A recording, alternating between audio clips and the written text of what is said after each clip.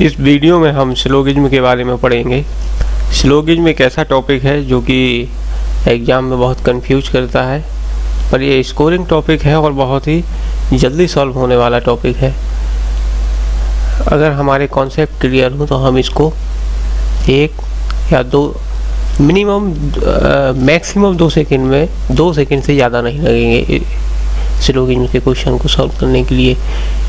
इस वीडियो में हम पॉसिबिलिटी से संबंधित केस को भी डिस्कस करेंगे और आप देखेंगे कि पॉसिबिलिटी से संबंधित केस को आप कितने अच्छे से इस वीडियो के माध्यम से समझ पाते हैं और सॉल्व कर पाते हैं। चलिए शुरुआत करते हैं। सिलोगिज्म जो है वो 2 प्रकार के स्टेटमेंट से बनता है। पहला पॉजिटिव,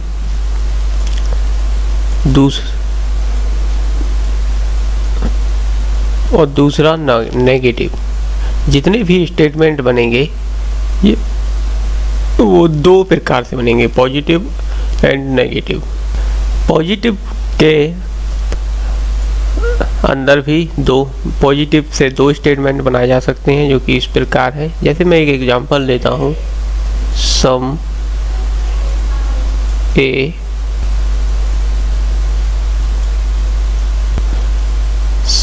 ऑल ए और सी। नेगेटिव देखिए किस प्रकार बनता है, नो ए और बी, सम ए और नॉट बी। ये तो बताया मैंने कि सिलोगिज्म के स्टेटमेंट इन्हीं 4 1 2 3 4 इन्हीं 4 स्टेटमेंट से मिलकर सभी क्वेश्चन बनाए जाते हैं और इन क्वेश्चन को हम वेन डायग्राम की मदद से सॉल्व करेंगे। वेन डायग्राम एक बहुत ही सटीक और अच्छा माध्यम है इस तरह के क्वेश्चन को सॉल्व करने के लिए। अब पढ़ते हैं वेन डायग्राम के बारे में। वेन डायग्राम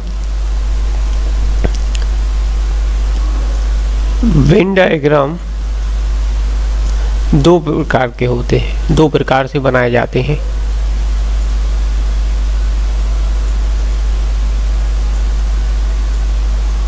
वेन डायग्राम 2 प्रकार से बनाए जाते हैं। पहला होता है रियल और दूसरा होता है पॉसिबल।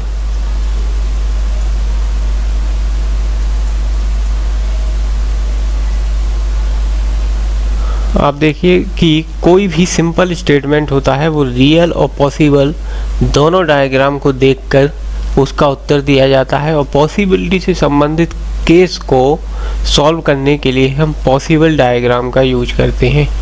आइए सबसे पहले एक एग्जांपल लेते हैं। आप सबसे पहले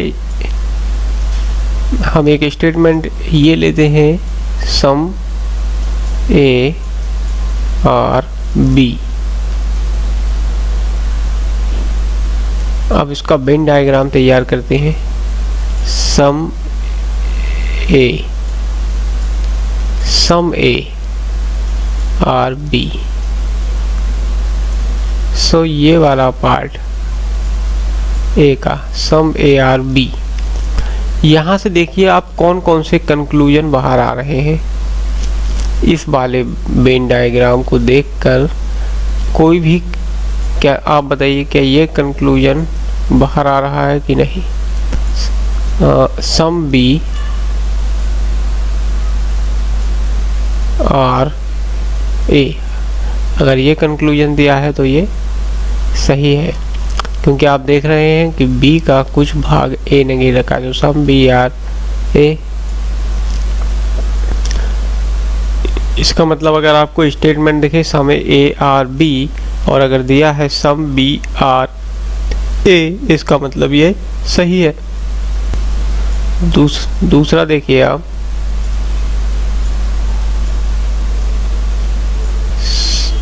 ऑल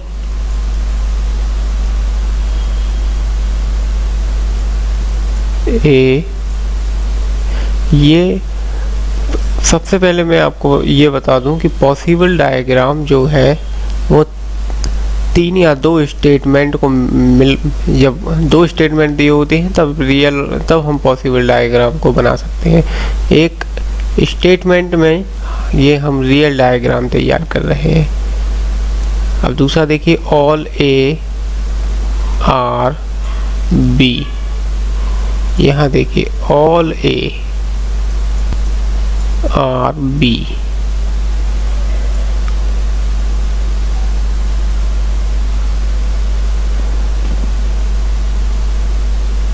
अगर अब इसमें कौन सा निष्कर्ष बाहर आ रहा है, सम बी आर ए, ये निष्कर्ष बाहर आ रहा है।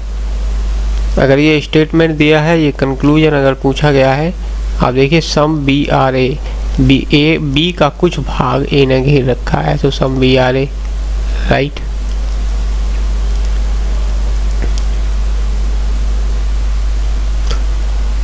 दूसरा कंक्लूजन देखिए, अगर दिया है सम ए और बी, ये निष्कर्ष भी सही है। आप सोच रहे होंगे कि यहाँ तो ऑल ए आर बी होना चाहिए, सम ए आर बी क्यों सही है? देखिए ये किस प्रकार सही है, आप इस पर ध्यान दीजिए। सम बी आर ए, इससे कौन सा निष्कर्ष बाहर आ रहा है, ये देखिए सम बी आर ए आ गया, ठीक है।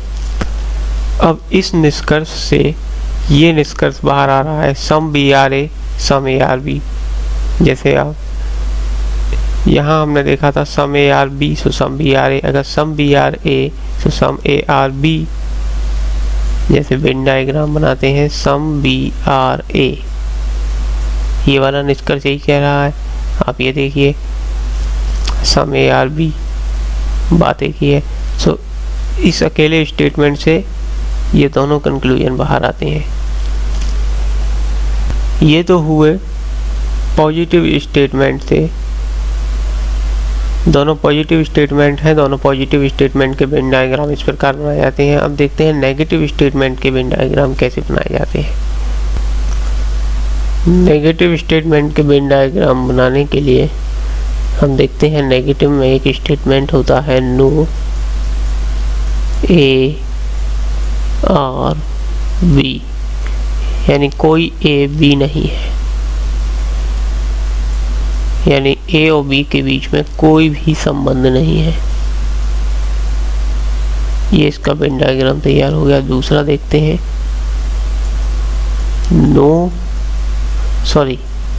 सम ए आर नॉट बी। अब देखिए सम ए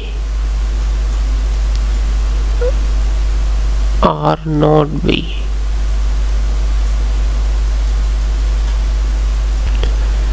ये दोनों स्टेटमेंट से कोई निष्कर्ष बाहर नहीं आता है।